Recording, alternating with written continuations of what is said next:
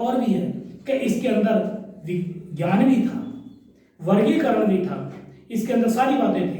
लेकिन एक बात यह है इसके व्यक्तित्व की कि कुंभकर्ण जब भी सूल हाथ में लेकर के युद्ध के मैदान में उतरता था तो अपने आप में किसी सेना की आवश्यकता नहीं रखता था। बिना सेना के ही ये अपने आप में बहुत बड़ी सेना के रूप में शत्रुओं के लिए बहुत भारी हो उठता था और शत्रु पक्ष में भगदड़ मच जाती थी। शत्रु पक्ष क्या, इसने नागलोक में भी भगदड़ मचा दी, स्वर्गलोक में भी भगदड़ मचा दी, देवलोक में भी भगदड़ मचा दी और यक्ष लोक में भी। जहां भी गया ये विजय को प्राप्त हुआ, ये कभी पराजित नहीं हुआ अपने युद्ध में, इसीलिए तो इसका नाम विजय था।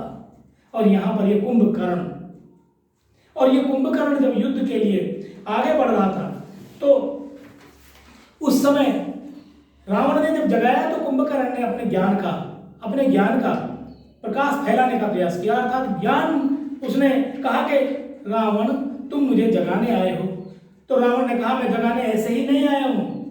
अरे भैया लंका का नाश हो गया, अरे भैया लंका में बानर लंका को जला के चला गया, हमारी बहन सूर्पणखा के नाक कान काट डाले गए और इन दोनों लड़कों ने, राम और लक्ष्मण ने ही हमारी बहन के नाक कान काटे हैं। तो आपको ये सोचना चाहिए कि हमारी बहन का अपमान जो किया है उस अपमान का बदला लेना चाहिए कि नहीं लेना चाहिए। हाँ, मैंने एक काम तो किया था कि उनकी पत्नी को चुरा लिया था जिससे वो कमजोर हो जाए, निर्बल हो जाए और केवल उसी के विरह में रोते रहें, दुखी होते रहें। लेकिन वो दुखी नहीं हुए, वो तो बहुत प्रबलता से युद्ध कर रहे हैं और उस युद्ध में बहुत भारी परेशानियां हमारे सामने आ गई हैं। समुद्र पर पुल बना लिया उन्होंने। तो रावण की सारी बातें सुनकर रावण ने संक्षिप्त में सारा का सारा जब वर्णन किया, जागा जो वहीं डरते हुए वह निसक्त नितांत, रावण ने संक्षेप में सुना दिया वृतांत। अब संक्षेप में सारी बातें बता दी, लेकिन वो बहुत ही निसक्त था क्योंकि उसने खाना नहीं खाया था, उसने मदिरापान भी नहीं किया था। असुर मदिरापान करके ही अपना कार्य करते हैं। तो उस समय रावण ने देखा तो उसने कहा कि भाई अब तुम क्या करोगे, ये तो बताओ, शत्रु बड़ा प्रबल है।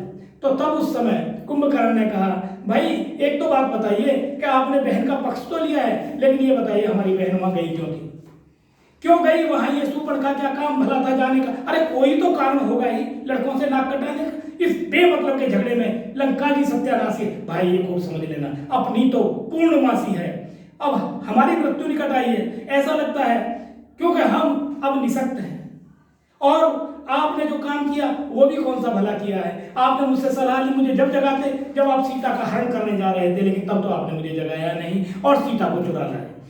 बताइए क्यों ऐसा काम किया आपने।